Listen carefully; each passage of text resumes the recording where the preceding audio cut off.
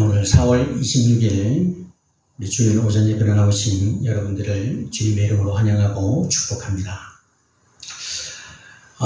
오늘 우리가 받을 말씀은 우리가 우리에게 너무나도 많이 알려진 그러한 본문이죠. 흔히 예수님의 이 지상 명령이다라고 부르는 그런 말씀이죠. 그런데 우리가 잘 아는 말씀일수록 오히려 그 익숙함 속에서 무뎌질 때가 있다라고 하는 거죠. 그래서 오늘 이 말씀이 다시금 부활하신 예수님의 그 음성으로 그리고 성령 강림 주일까지 이어지는 이 부활에서 성령 강림까지 살아계신 주님과 걷는 길, 이 시리즈 세 번째 시간의 흐름 속에서 우리가 말씀을 함께 살펴보려고 합니다. 18세기 영국에 윌리엄 캐리라고 하는 사람이 있었습니다. 원래는 이 윌리엄 캐리는 구두를 수선하는 평범한 사람이었죠. 그런데 이 사람이 바로 마태복음 28장을 붙들고 예수님의 이 명령이 정말 사도들에게만 주어진 것이 맞는가? 아니면 오늘 교회에도 여전히 유효한가? 라고 하는 그런 질문으로 씨름을 하기 시작했습니다. 당시 많은 사람은 이미 이 명령이 끝이 났다 그렇게 생각을 했었습니다. 그러나 캐리는 그렇게 읽지 않았다는 것이죠. 그는 이 말씀을 붙들고 교회를 깨웠고 결국 교회는 이 윌리엄 캐리를 인도로 파송을 하게 됩니다. 훗날 그는 자신을 대단한 사람으로 보지 않았습니다. 그러면서 이렇게 이야기하죠. 나는 그저 꾸준히 버틸 뿐이다. 나는 천천히 걸어갈 수 있다. 이렇게 말을 했죠. 중요한 것은요, 그의 열심이 아니라 그가 부활하신 예수님의 명령을 명령으로 들었다라고 하는 사실이죠. 오늘 본문도 바로 그 자리에서 시작을 한다는 것입니다. 부활하신 예수님께서 갈릴리에서 제자들을 만나셨습니다. 그리고 그들은 예수님을 보고 경배했지만은 어떤 사람들은 아직까지도 의심을 했습니다. 완전해서 부름받은 사람들이 아니었다는 것이죠. 담대해서 파송받은 사람들도 아니었다라는 것. 그러나 바로 그들에게 예수님은 세상을 향한 사명을 맡기셨다라고 하는 것. 그러므로 이 말씀은요, 몇몇 특별한 사람들을 위한 말씀이 아니라 부족하지만 예수님 앞에 선 모든 교회를 향한 말씀이라고 하는 것입니다. 그리고 성령 강림을 기다리는 이 시점에서 예수님은 오늘 저와 여러분에게 다시 묻고 계십니다. 너희는 누구의 권세 아래 서 있느냐? 그리고 누구를 제자로 삼고 있느냐? 오늘 우리는 이 질문에 대한 답을 말씀을 통해 한번 살펴보면서 이 말씀을 상고해 보도록 하겠습니다. 첫째로, 제자 삼는 사명은 먼저 모든 권세를 가지신 예수님에게서 시작된다라고 하는 겁니다. 오늘 본문을 보시면요, 예수님은 곧바로 가라 이렇게 명령하지 아니하시고 뭐라고 먼저 말씀하십니까? 오늘 본문에 볼까요? 하늘과 땅의 모든 권세를 내게 주셨으니 라고 했습니다. 여러분, 여기에서 권세라고 하는 말은요, 원문의 뜻을 살펴보면 단순히 어떤 힘이 세다라고 하는 그런 뜻이 아닙니다. 여기에서 권세라고 하는 것은요, 정당한 통치권, 합법적인 왕권, 다스릴 권리를 말하고 있는 것입니다. 즉 예수님은 단순히 부활하신 분이 아니고 부활을 통하여 하늘과 땅의 왕으로 공적으로 선포되시는 분이라는 거예요.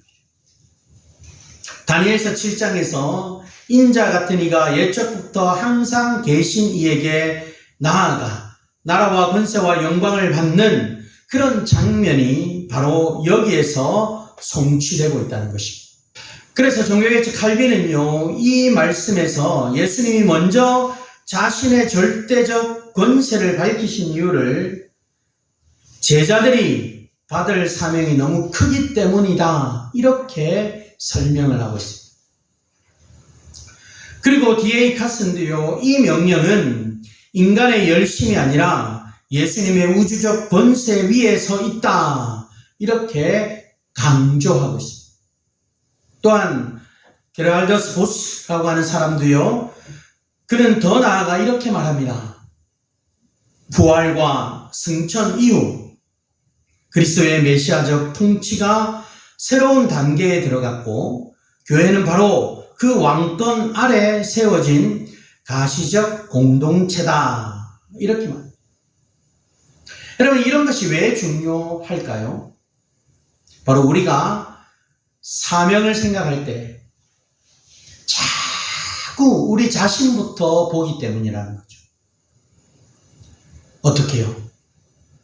하나님께서 우리에게 맡겨주신 사명을 볼 때, 내가 할 수 있나? 내가 말주변이 있나? 요즘 세상에 누가 복음을 드리려고 하나? 출애굽 당시 하나님께서 모세에게 너 바로 앞에 가서 너에게 내가 전하는 말을 그 바로에게 얘기하라 할 때 모세가 뭐라 합니까? 하나님, 저는 입술이 둔한 자입니다. 자꾸 핑계를 대요. 그럴 때 하나님께서 뭐라고 말씀하시죠? 인간을 창조하신 이가 누구냐? 여러분, 예수님은요, 우리의 가능성을 먼저 말씀하지 않으십니다. 바로 예수님이 자신이 가지신 당신의 권세를 먼저 우리에게 말씀하고 있다는 것이죠. 사명의 출발은요, 우리의 능력이 아니라 예수님의 통치라는 것입니다. 제자 삼는 일은 교회의 취미가 아니라 왕의 명령이라는 것이죠. 전도와 선교는 교회의 부속 프로그램이 아니라 바로 부활하신 왕께서 친히 내리신 통치의 행위임을 기억해야 합니다. 그래서 우리가 매월 마지막 주 오늘 전도주의를 지키는 것도 그저 그냥 매월 마지막 주 지키니까 하는 것이 아니고 하나님께서 우리에게 부어주신 그 통치를 이행하는 그러한 날임을 우리는 기억해야 합니다. 여러분, 이 사실은요, 우리에게 어쩌면 굉장히 큰 위로가 됩니다. 왜냐하니까 교회는 세상을 설득해서 존속하는 공동체가 아니기 때문입니다. 교회는요, 왕 대신 그리스도께서 붙드시는 공동체입니다. 그래서 우리가 자녀에게 복음을 가르칠 때도, 가족에게 예수님을 전할 때도, 직장에서 조용히 그리스도인의 정직함을 지킬 때도 우리는 혼자 버티는 것이 아닙니다. 바로 하늘과 땅의 모든 권세를 가지신 주님의 통치 아래 순종하는 것임을 잊지 말아요. 오늘 우리가 기억해야 할 첫 번째 사실은 바로 이것이죠. 사명은 부담이기 전에 특권이라는 것. 왜냐하면 왕께서 우리를 당신의 일에 동참시키시기 때문이라. 세상이 흔들려도, 시대가 변해도 교회의 머리는 여전히 예수 그리스도이십니다. 그러므로 우리는요, 낙심으로 사명을 시작하지 말고 예수님의 왕되심에 대한 믿음으로 이 사명을 감당해 나갈 수 있는 그런 성도가 되어야 한다는 것이죠. 윌리엄 캐리가 고백했죠. 나는 그저 꾸준히 버틸 뿐이다. 난 천천히 걸어갈 것이다. 여러분, 하나님께서 우리 서산 좋은 교회를 향한 말씀이라는 것이, 내가 너희에게 맡긴 일들, 너희의 힘으로 할 수 있는 것이 아니고 내가 준 권세로 하는 거야. 그러기에 하나님이 주신 힘으로 버티는 거예요. 오늘도 이 말씀이 저와 여러분에게 힘이 되어서 나의 힘으로 하는 것이 아니고 하나님의 능력으로, 예수님의 능력으로 우리에게 맡기신 사명을 감당하는 것임을 잊지 말고 그 사명을 믿음으로 잘 감당해 나가는 그런 성도들이 되시기를 바랍니다. 두 번째는요, 예수님이 명령하신 것은 단순한 결심이 아니라 모든 민족을 제자로 삼는 것입니다. 오늘 본문 19절을 볼까요? 뭐라고 말씀합니까? 그러므로 너희는 가서 모든 민족을 제자로 삼아라고 말씀합니다.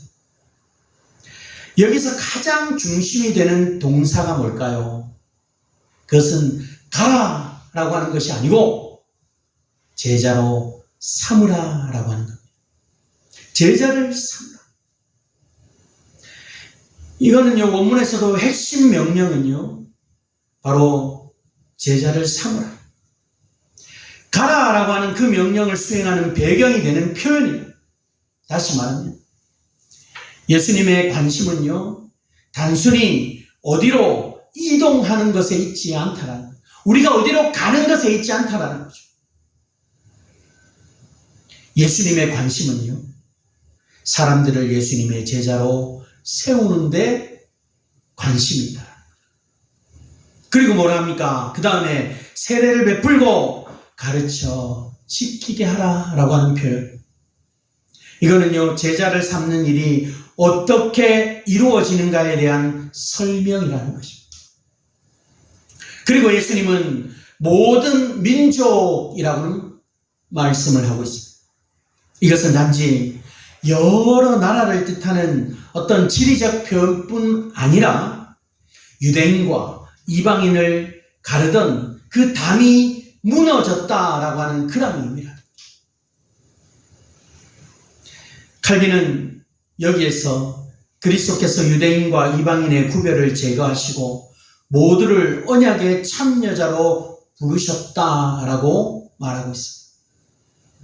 여러분, 이 말씀은요, 창세기 12장 3절에 땅의 모든 족속이 너로 말미암아 복을 얻을 것이다, 이 약속과 연결되어진 것. 이사야 49장 6절에 이방인의 빛이라는 그 예언으로 이어지고 있다. 예수님 안에서 하나님의 구원의 범위가 온 세상으로 드러났다. 여기서 우리는요, 아주 중요한 사실을 하나 찾아보게 됩니다.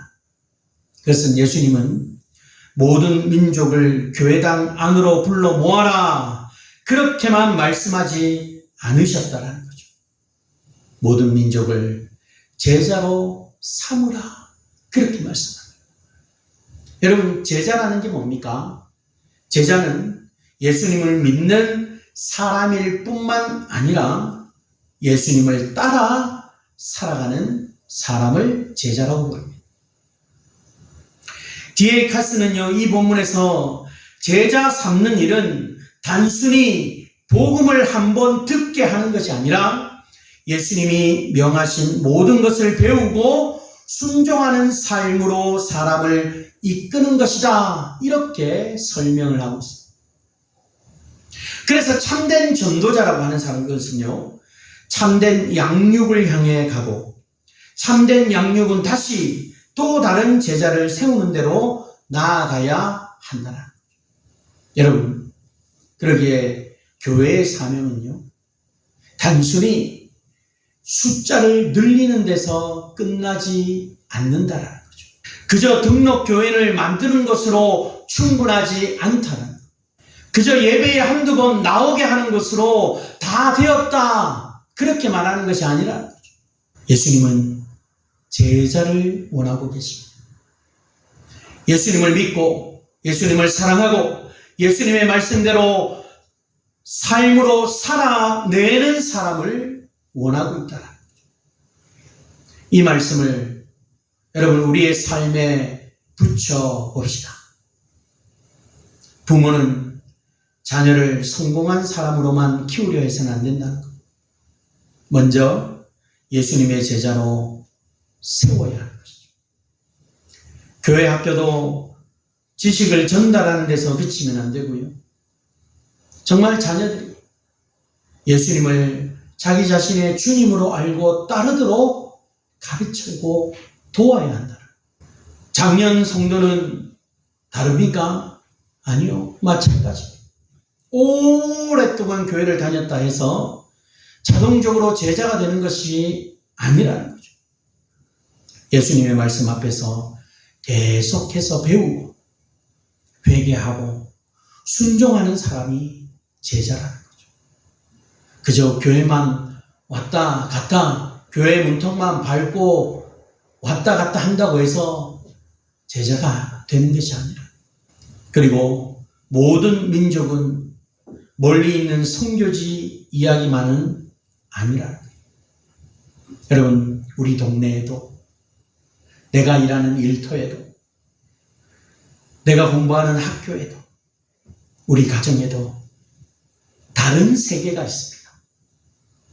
나와 생각이 다른 사람, 나와 세대가 다른 사람, 나와 언어와 문화가 다른 사람들에게까지 복음이 흘러가야 한다는 것이죠. 제자 삼는 일은 특별한 몇 사람의 일이 아니고 바로 모든 교회가 함께 짊어져야 할 부분임을 우리가 깨닫고, 내가 있는 그 자리에서 복음을 전하는 것, 그것을 넘어서 예수님의 제자를 삼기 위해서 우리가 힘을 다할 수 있는 그런 저와 여러분이 됩니다. 그래서 그 제자가, 예수님의 참된 제자가 이 예배당에 차고 넘치는 그러한 일이 있을도록 우리가 함께 힘을 내어 복음을 전하고 교회를 세워가는 그런 성도들이 되시기를 바랍니다. 세 번째는요, 제자는 세례와 가르침, 그리고 예수님의 동행 안에서 세워집니다. 예수님은 제자를 삼는 방법을 아주 분명하게 오늘 말씀을 통해 우리에게 제시해 주고 있는데요. 말씀이 이렇죠. 아버지와 아들과 성령의 이름으로 세례를 베풀고 내가 너희에게 분부한 모든 것을 가르쳐 지키게 하라. 여러분, 여기에서요, 세례는 단순한 의식이 아닙니다. 존 모레이라고 하는 사람은요, 오늘 본문 19절을 설명하면서 이렇게 이야기합니다. 세례는 제자도의 덧붙임이 아니라 제자도가 공적으로 드러나고 완결되는 표다. 이렇게 합니다. 특별히 이름으로라고 하는 표현은요, 이 원문의 뜻은 그 이름 안으로라고 하는 뜻을 품고 있어서 세례가 삼위 하나님과의 연합, 곧 아버지와 아들과 성령께 속한 백성으로 받아들여지는 것으로 나타내고 있다라는 거죠. 여러분, 한 이름 아래 세 위격이 함께 언급되는 것은 그저 우리가 막연한 종교인이 아니라 삼위 하나님의 언약의 백성으로 살아가게 되었다라고 하는 그런 뜻을 의미한다. 또한 예수님께서는요, 가르쳐 지키게 하라라고 하십니다. 여기서 지키다라고 하는 말은 단순히 뭐 어떤 기억하라는 뜻이 아니고 붙들고 순종하라는 뜻입니다. 계속해서 지키고 보존하는 삶을 말하고 있다는 거죠. 그래서 칼빈은 이 말씀을 통해 이렇게 이야기합니다. 교회의 교사들은 자기 생각을 말하는 사람들이 아니라 오직 스승이신 그리스도의 입에 의존해야 한다. 이렇게 말합니다. 다시 말하면 교회의 가르침은요, 새로운 것을 만들어내는 것이 아니고 예수님이 이미 말씀하신 것을 충실히 전하라. 그래서 참된 제자 훈련은 성경 공부를 많이 하는 데서 끝나지 않아요. 성경 공부를 많이 하면 많이 할수록 말씀을 지키는 삶으로 더 많이 이어져야 한다. 여러분, 우리가 예배를 드릴 때 말씀을 듣잖아요. 말씀을 많이 듣는 것으로 끝나서는 안 된다. 오늘날 말씀을 듣고 싶으면 유튜브에 틀면, 아니면 뭐 어떤 내가 듣고 싶은 목사님들의 어떤 교회에 들어가면 말씀이 차고 넘칩니다. 많은 분들이 뭐 말씀을 많이 들어요. 여러분들은 일주일에 말씀을, 어떤 목사님의 말씀들을 얼마나 듣는지는 잘 모르겠어요. 오직 서산주은교회 유병길 목사의 말씀만 여러분들이 듣고 살아갈 수도 있겠지만요, 많은 사람들은요 다른 말씀도 많이 들어요. 근데 중요한 것은 말씀을 많이 듣는 것도 중요하지만요, 그 말씀을 듣고 살아가는 것까지 해야 한다는 거죠. 말씀을 많이 들으면 들을수록 우리의 삶은 더 많이, 더 잘 그리스도께서 원하는 삶으로 살아가요. 여러분, 여기서 우리는 사도행전 2장 41절로 42절의 말씀을 떠올려 봅니다. 성령께서 임하신 뒤에 사람들이 복음을 듣고 세례를 받았습니다. 그리고 그들은 곧바로 어떻게 했을까요? 사도의 가르침을 받아 서로 교제하고 떡을 떼며 오로지 기도하기를 힘썼다. 여러분, 이것이 바로 오늘 마태복음 28장의 실현, 그들이 삶으로 나타내는 모습이 아닙니까? 세례가 있고요, 가르침이 있고요, 공동체가 있고요, 순종의 삶이 있습니다. 보스가 말한 대로 교회는 단순한 모임이 아니라 장차 올 세대의 능력을 미리 맛보는 공동체라. 보스는 그렇게 이야기합니다.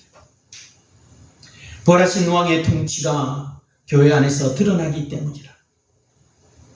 그런데 예수님은 이 무거운 사명을 말씀하신 뒤에 마지막에 아주 놀라운 약속을 우리에게 허락하시죠. 뭐라고 말씀합니까? 볼지어다 내가 세상 끝날까지 너희와 항상 함께 있으리라. 이것을 직역하면 모든 날 동안 내가 너희와 함께 있겠다, 그런 의미입니다. 그저 한 번이 아니라, 특별한 날만 아니라 모든 날, all day, every day. 기쁜 날도, 지치는 날도, 열매가 있는 날도, 아무 일이 없는 것 같은 날도, 날마다 매일매일 예수님은 우리와 함께 하시겠다 약속하고 있다는 것이죠. 뒤에 가서는요, 이 약속이 사명을 위한 격려일 뿐만 아니라 사명 가운데 누리는 가장 큰 보상이다, 이렇게 말합니다. 우리의 삶에 사명을 위해 달려가는 우리의 걸음에 가장 큰 보상이다. 뭐가요? 예수님이 날마다 항상 나와 함께 하시는 것입니다. 이것이 가장 큰 보상이다. 예수님을 믿고 우리에게 주어지는 가장 큰 복, 그게 뭡니까? 예수님이 항상 나와 함께 하신다는 것. 여러분, 얼마나 감사한 일입니까? 그러기에 제자 삼는 삶은요, 억지 의무가 아닙니다. 이것은 이미 예수님께 속한 자기의 기쁨의 순종이라는 사실을 잊지 마십시오. 그러니 너무 멀리서 제자도를 우리는 찾지 맙시다. 말씀을 배우고 예배를 귀하게 여기고 세례의 은혜를 기억하고 예수님의 명령을 우리의 일상에서 순종하는 것, 바로 거기서 제자의 삶이 자라난다는 것이죠. 가정에서 한마디를 조심하는 것, 상처 준 사람을 용서하는 것, 물질 앞에서 정직을 선택하는 것, 낙심 중에도 예배의 자리를 지키는 것, 믿지 않는 이를 위해서 이름을 불러 기도하는 거예요. 이것이 다 지키게 하라라고 하는 말씀의 구체적인 모습임을 우리가 항상 기억하면서 저와 여러분의 삶에서 정말 예수님이 함께 하심을 기억하며 그 길을 묵묵히 우리의 삶을 또 나타내는 일에 힘을 다할 수 있는 그런 저와 여러분이 되시기를 바랍니다.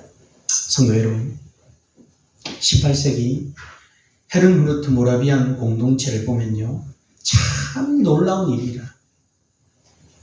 이 모라비안 공동체는 아주 작은 공동체였지만 하나님의 임재를 깊이 경험한 후에 세상을 향한 마음이 열렸습니다. 그래서 1732년에 첫 선교사를 서인도 제도로 보냈고 15년 안에 수백 명의 선교사를 파송하게 되었습니다. 그들은 형편이 좋아서 간 것이 아닙니다. 예수님의 부르심이 분명했기 때문에 갔습니다. 그들에게 선교는요, 교회의 어떤 하나의 부가 활동이 아니라는 거죠. 부활하신 예수님의 명령에 대한 순종이었다. 그러나 오늘 설교의 결론은요, 결국 사람의 이야기가 아닙니다. 캐리의 이야기도, 모라비안의 이야기도 훌륭한 신앙인의 모범에서 끝나면 결코 안 된다라는 거죠. 우리는 다시 예수님께로 가야 합니다. 왜냐하면 모든 사명의 중심은 예수님이기 때문이라는 거죠. 그분이 모든 권세를 가지셨고, 그분이 우리를 부르셨고, 그분이 세례로 자기 백성을 삼으시고, 바로 그분이 말씀으로 우리를 가르치시고, 그분이 세상 끝날까지 우리와 함께 하시기 때문이라. 우리는 제자를 만들어내는 사람들이 아닙니다. 사실은 예수님께서 자기 백성을 만들어 가시는 일에 부름받은 사람들일 뿐이라는 거죠. 우리는 구원자가 아닙니다. 예수님만이 구원자이시고, 우리는 왕이 아닙니다. 예수님만이 왕이시죠. 우리는 교회의 주인이 아닙니다. 교회의 머리는 오직 그리스도시고, 그러기에 오늘 말씀 앞에서 우리는 우리의 마음은 다시 복음으로 돌아가야 합니다. 나는 내 것이 아닙니다. 나는 예수 그리스도의 것입니다. 이 복음의 은혜를 아는 사람만이 다른 사람에게도 예수님을 따르십시오라고 말씀할 수 있다라는 거죠. 사랑하는 여러분, 부활하신 주님께서 마지막으로 제자들에게 찾아오셔서 말씀하셨습니다. 성령을 보내주시기 전에 예수님이 이 땅에 계시면서 제자들을 찾아와 말씀하셨습니다. 하늘과 땅의 모든 것을 내게 주셨으니 그니 두려워하지 마라. 모든 민족으로 제자를 삼으라. 그러니 미루지 마라. 내가 너희와 항상 함께 있으리라. 그러니 낙심하지. 이번 한 주간도, 그리고 오늘 하루도 여러분, 우리의 가정에서, 교회에서, 일터에서 우리가 만나는 사람들 가운데 우리 주 예수 그리스도의 제자로 살아가고 또 제자를 세워가는 그 사명을 잘 감당할 수 있는 그런 저와 여러분이 되기를 소망합니다. 우리의 힘으로 하는 것이 아닙니다. 하나님께서 우리에게 권세를 주셨고, 하나님께서 제자 삼으라 말씀하셨고, 주님께서 우리와 항상 함께 있겠다 말씀하셨습니다.